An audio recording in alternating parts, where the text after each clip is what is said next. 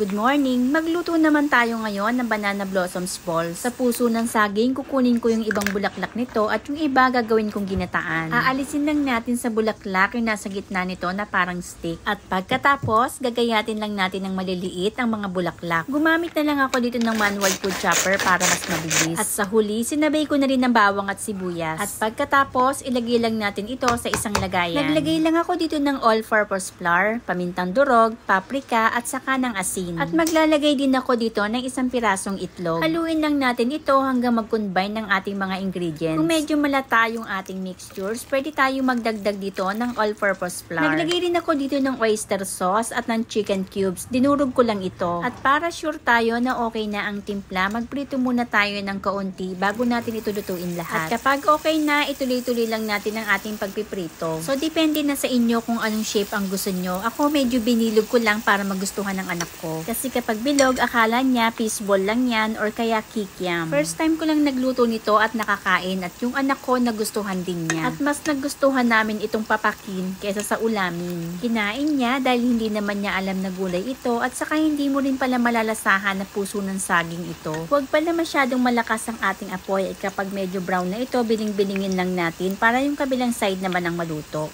Ganyan lang kadali ang pagluto ng banana blossoms balls. At dahil luto na yan, maghain na tayo. Thank you for watching. Please don't forget to subscribe.